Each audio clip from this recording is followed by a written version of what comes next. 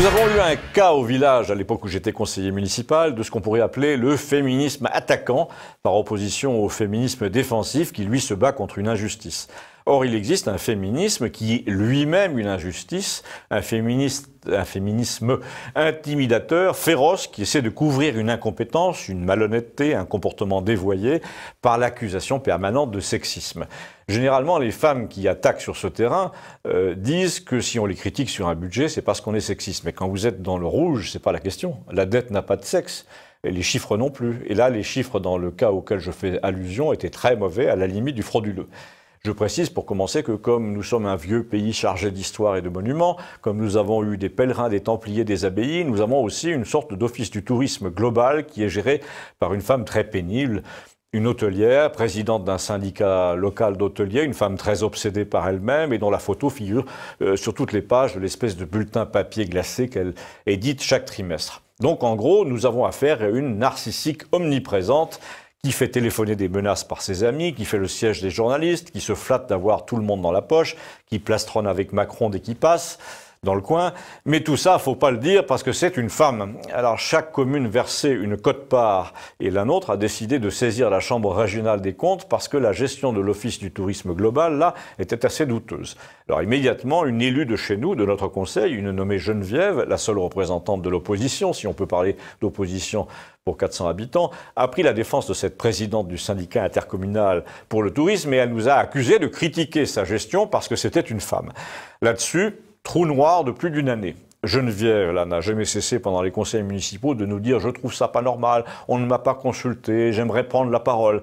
Généralement, on lui répondait « Geneviève, l'ordre du jour est très chargé, la chose vient d'être votée, c'est donc plus le moment de prendre la parole, t'as qu'à l'écrire dans le bulletin municipal ou dans le site internet si t'es pas contente ». Entre-temps, le trésorier du syndicat de tourisme a donné sa démission de crainte d'avoir à répondre de certaines irrégularités. L'ambiance s'est beaucoup tendue, les chiffres ont commencé à circuler et soudain, la décision du contrôleur de la Chambre régionale des comptes est tombée. Eh bien, il n'y avait aucune anomalie importante, disait le rapport, à signaler dans la gestion de l'Office du tourisme intercommunal. Geneviève a tenu donc à faire un point pendant le conseil, notre conseil à nous, pour dénoncer certaines attitudes qui avaient mis en doute la compétence de cette femme parce que c'était une femme, etc. Le maire, là, me demande de bien vouloir réclamer copie du rapport, ce qui était normal. On fournissait un 5e du budget de l'Office du tourisme, donc on critiquait la gestion.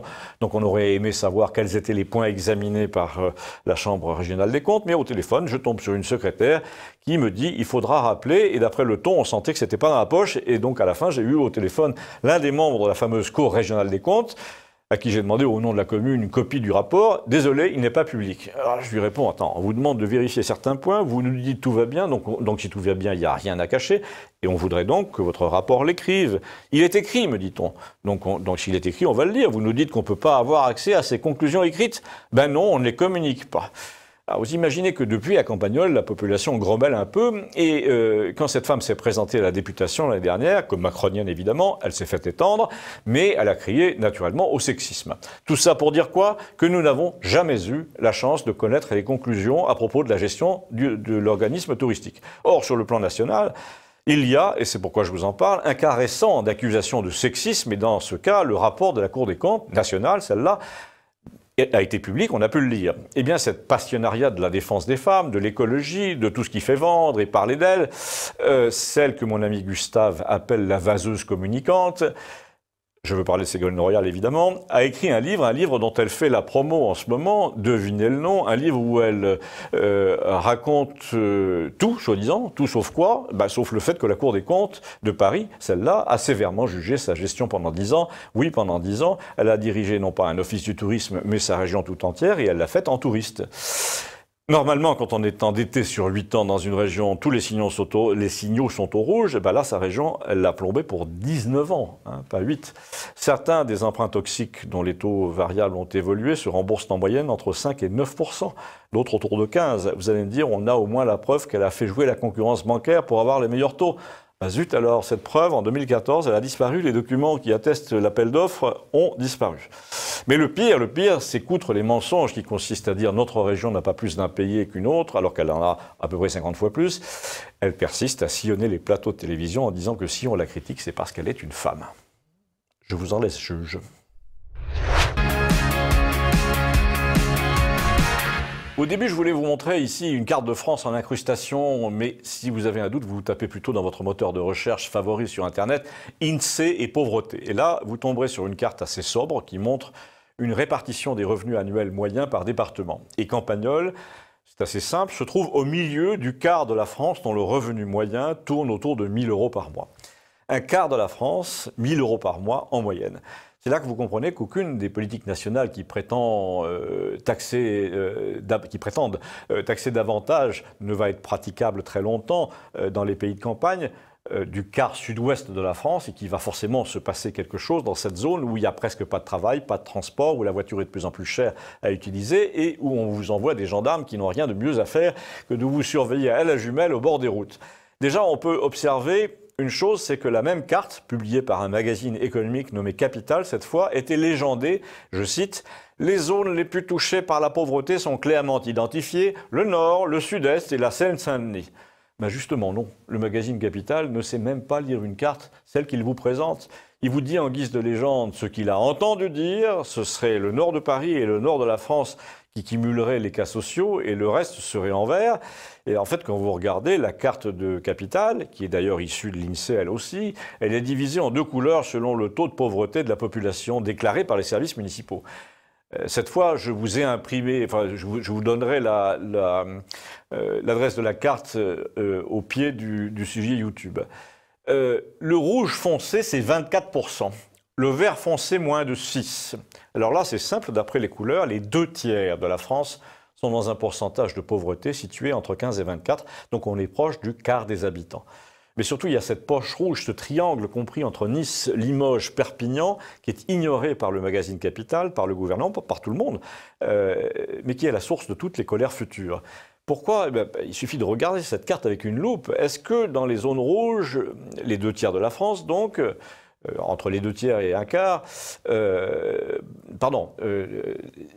un gros tiers de la France est rouge. Le rouge est-il également distribué? Non, il y a des petites taches vertes au milieu du tapis rouge, des taches rondes. Ah bon, et elles correspondent à quoi? Eh bien, elles correspondent aux petites villes, Albi, Guéret, Limoges, Bergerac, Villefranche, Le Rouergue, Périgueux, qui eux sont dans le vert, c'est-à-dire que les villes de la partie pauvre de la France sont des îles dans un océan de pauvreté. Et alors, là, c'est là qu'on est obligé de regarder comment le gouvernement, depuis le début, a choisi de gérer les affaires de la France. Il est comme le magazine Capital, il ne sait pas lire une carte, une situation, un rapport de force, un sentiment général. Il dit ça sera comme ça et pas autrement, mais c'est la méthode Napoléon. Il faut en avoir les moyens, il faut être populaire. Il n'écoute pas, et quand on lui parle, on l'a bien vu 10 fois récemment, le président fait plutôt songer à un joueur de ping-pong surexcité avec sa petite raquette, là, qu'à un joueur de tennis un peu sobre, un peu réfléchi, qui multiplierait les échanges de fond de cours. En fait, le président monte au filet sans arrêt, et il se fait prendre à revers une fois sur deux. Pour filer un peu plus longtemps cette métaphore du tennis, le fond de cours, c'est la partie rurale de la France. Le président a très bien compris qu'elle attendait qu'il se ramasse au filet, donc il veut sa peau avant de perdre le set et peut-être même le match.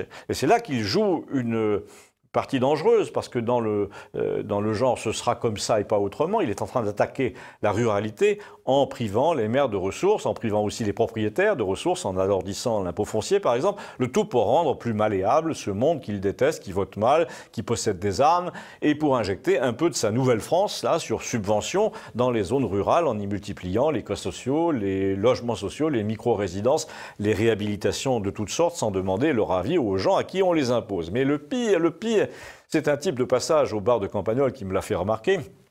Un type qui avait été directeur du personnel toute sa vie. On dit ressources humaines. En voyant le président se justifier devant les caméras, prenant un bain de foule, où les gens lui criaient « Vous ne savez pas comment on vit », il m'a fait observer qu'il faisait exactement le contraire de ce qu'aurait fait Mitterrand. Mitterrand mentait avec une assurance incroyable, il remuait à peine les lèvres, il parlait aux gens de loin, 2 mètres au moins, tout raide. Du coup, on l'entendait presque pas, on était obligé de prêter l'oreille. Déjà, m'a dit ce psychologue, quand vous vous taisez pour écouter ce que dit l'autre, il y a le début du respect. Tandis que Macron, non seulement il se laisse approcher à 50 cm, non seulement il gesticule, mais il papouille les gens, avec des gardes du corps partout, mais il leur glapit à la figure comme un arbitre qu'on a poussé contre la porte du vestiaire après le match. Il ne fait pas de déclaration solennelle, il ne délivre pas un oracle, il se justifie. Même dans le ton, il parle de l'arrière-bouche, là, comme les types qui sont en train de mentir et qui partent dans l'aigu en disant franchement, toutes les 2 phrases. On aurait tort de croire que les gens ne sentent pas ces choses. Tout le monde est un peu psychologue, même les imbéciles. Je devrais même dire surtout les imbéciles, me dit-il, qui n'ont que leur instinct pour se tirer des griffes des escrocs. Et là, ils n'analysent pas, mais ils sentent le danger.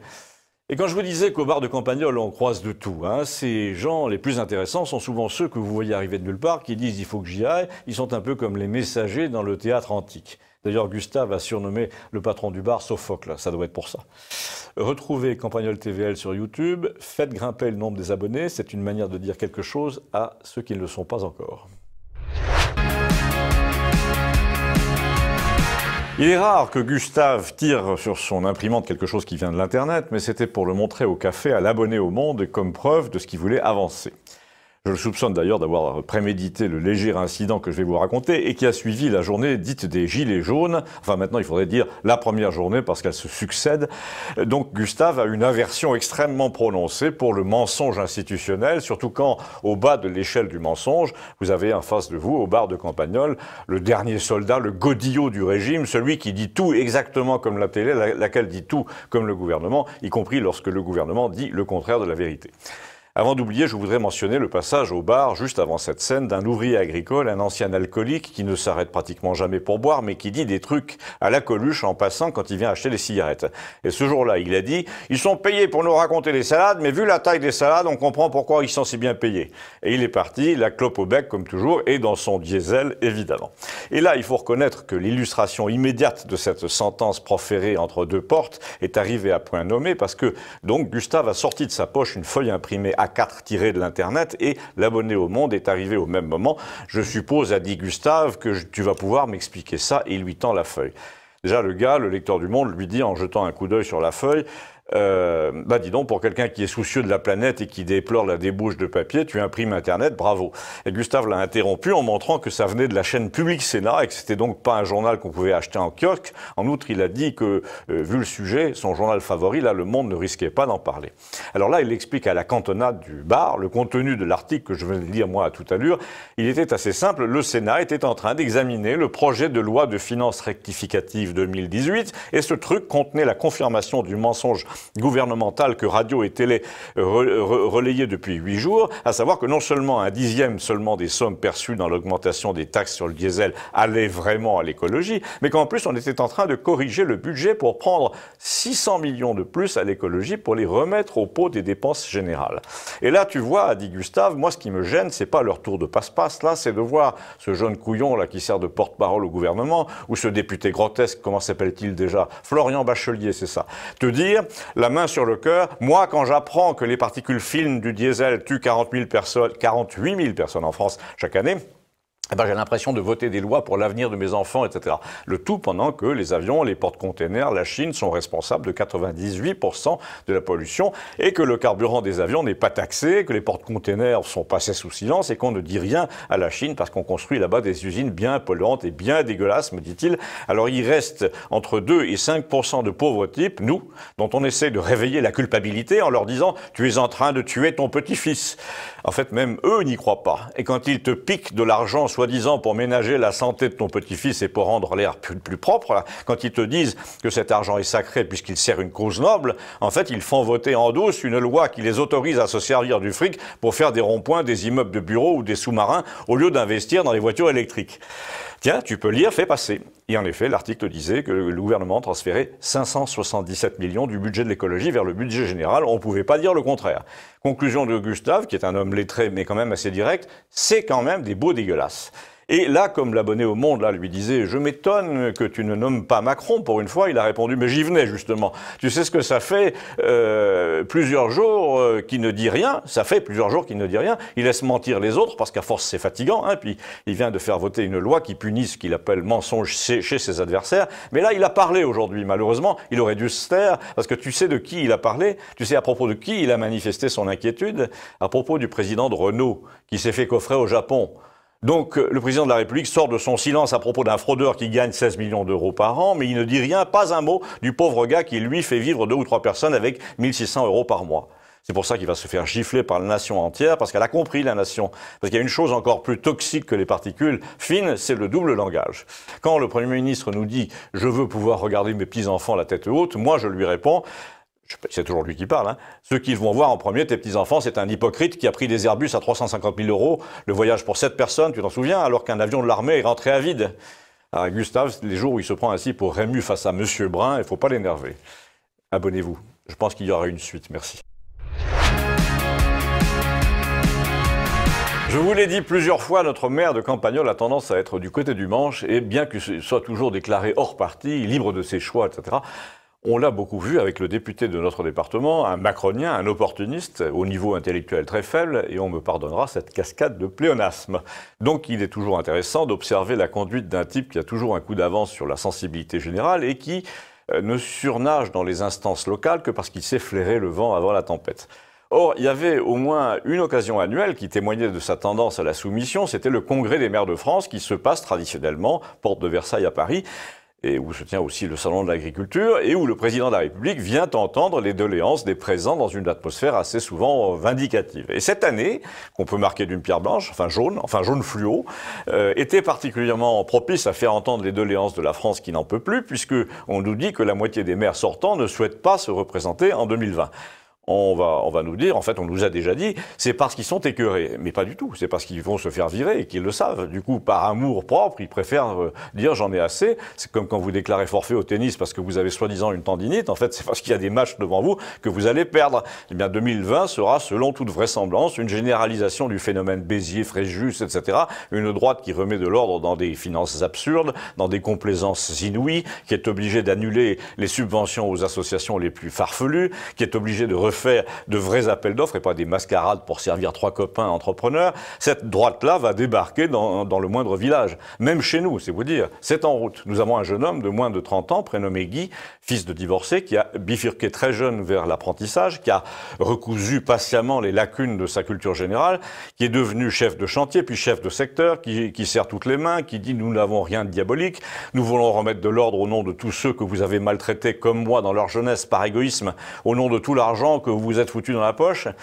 Alors à 15 ans, ce jeune était déjà le père de son père, le père de sa mère, le père de sa sœur, et il a envie de devenir le père du village, parce qu'il dit c'est à présent qu'il n'y a plus d'argent dans les villages qu'on va faire la différence entre les branleurs qui ne savent rien faire, qui touchent 3 000 de retraite, qui vendent des terrains perso à la commune, et qui donnent des leçons en s'affichant avec des ministres, et les autres qui réparent eux-mêmes le tractopelle municipal. Tout ça pour dire que chez nous, le maire sortant a fait un coup d'éclat, ce qui prouve que ça va mal. Il a refusé d'aller à l'Élysée, figurez-vous. Oui, parce qu'il faut dire, il m'a expliqué, notre jeune futur maire, là, que le président a tellement la trouille qu'il ne va pas cette année à la porte de Versailles. Il y envoie son Premier ministre.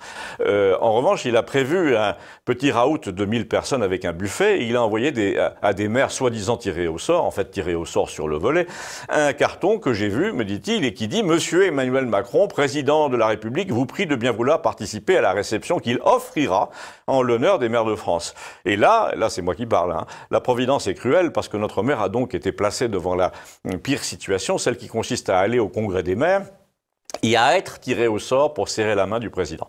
Une chose que d'habitude il aurait accepté au point de ne pas endormir 3 nuits de suite, tellement son orgueil aurait été flatté, mais là il s'est senti obligé de refuser quand même parce que c'était sa seule chance d'être réélu en 2020. Il a compris qu'il fallait dire non, mais pour qui il se pense président, etc., qui fait le tri entre les élus pour organiser sa claque, il va s'en prendre une de claque, etc. Et là, comme il a eu l'imprudence de laisser publier dans la presse locale sa position et le facsimilé de l'invitation à l'Élysée, son jeune opposant, là, notre Guy, toujours aussi calme, a fait observer dans un tract, dans un tweet et dans un entrefilet, dans le Midi Libre, le président offrira une réception au palais de l'Élysée. Non, il donnera une réception, car ce sont les Français qui offrent. Ce sont les Français qui régalent, et pas Emmanuel Macron. Il n'a même pas la pudeur de dire « la présidence vous prie de venir ». Il dit « moi je ». Eh bien moi, c'est une fois élu à la mairie en 2020, j'organise un après-midi de Noël pour les anciens du village. Je vais pas mettre sur le carton Guy Machin, maire de Campagnole, vous invite à la réception qu'il offre en l'honneur des anciens de la commune. Je vais faire imprimer la mairie de Campagnole a le plaisir de vous inviter. C'est ça l'esprit de la République, comme son nom l'indique, elle est publique. Personne n'offre quoi que ce soit en son nom, au nom de la République, sous son drapeau. Décidément, s'il y a autant de candidats du même genre en 2020 que ce jeune homme, il va y avoir du sport. En tout cas, notre jeune loup, là, ne quitte pratiquement plus son gilet jaune depuis 2 semaines, et j'en connais beaucoup, comme lui, dans tout le pays, qui ont décidé d'afficher partout leur appartenance à la France future. Au point qu'un détaillant m'a dit, tu vas voir que ces gilets, on les trouvera bientôt plus en magasin, ils vont s'arranger pour organiser une pénurie. C'est bête, mais du coup, j'en ai commandé 2. Un pour moi et un pour mon chien. Je peux me tromper, mais pas de beaucoup. Ça, c'est la phrase favorite de Gustave Aubard, et c'est celle qu'il a prononcée au début du mois d'octobre, ici même, quand il m'a parlé du général de Villiers. Or, il se trouve que quand on en a reparlé récemment, il y avait justement un jeune capitaine de l'armée avec nous qui attendait quelqu'un du camp militaire voisin, parce que sa voiture était en panne. Le jeune militaire n'a pas parlé beaucoup, les gens de l'armée en général sont assez taiseux en ce moment, mais il a beaucoup prêté l'oreille quand quelqu'un, moi en fait, a fait observer que Gustave avait eu le nez creux en nous parlant début octobre du général de Villiers, parce que justement, bizarre coïncidence, ce personnage avait été invité chez Ruquier pour parler d'un livre qu'il avait écrit, et que quand quelqu'un est invité chez Ruquier, c'est soit pour y subir une humiliation, des sarcasmes et un charcutage au montage, soit donc une tentative d'assassinat médiatique, soit au contraire pour être mis en selle par le système qui lui cire les pompes, les bottes en l'occurrence, parce qu'on a besoin de lui, parce qu'on songe à lui pour quelque chose de précis. Et donc, l'idée de Gustave, qui a toujours un coup d'avance, c'était de nous dire « Oui, j'ai l'impression que mon intuition était juste quand je vous ai dit que le général de Villiers avait un boulevard dans l'opinion. Je ne pensais pas avoir raison si vite. Et certainement lui non plus. » Le type se dispute avec Macron pratiquement le jour de l'investiture, et le petit caporal, là, lui dit « c'est comme ça, c'est pas autrement », donc il lui répond « c'est comme vous voulez, mais c'est sans moi ». Donc Macron passe 3 heures à essayer de le convaincre de rester, parce qu'il a compris que c'est sa première faute, ce gros caprice qu'il a fait devant un galonnet après avoir descendu les Champs-Élysées dans une voiture de commandement, alors qu'il n'a pas fait son service. Alors dès ce premier jour, d'après la façon dont le type, le général, là, est parti, tu avais, me dit Gustave, l'intuition qu'il pouvait revenir quand le petit se serait planté. Et là, paf, hasard providentiel, le jour même où la France est couverte de gilets jaunes en pleine jacquerie, le jour où ça chauffe dans toutes les campagnes, où on commence à se dire « il faudrait pas que les routiers s'y mettent », avec les dépôts de carburant et tout ça, à la télé, le soir, qu'est-ce que tu vois? Tu vois notre chef d'état-major avec son sourire de Muppet Show, là, qui vient répondre avec un air placide, dans la pire émission nationale inféodée au pouvoir, celle qui fait et qui défait les réputations en fonction de ce qui arrange l'oligarchie, et tu te dis, tiens, il sort sous les applaudissements, et c'est pas coupé au montage. Et là, tu te souviens que la même semaine, il a été reçu à toute allure pour dire la même chose.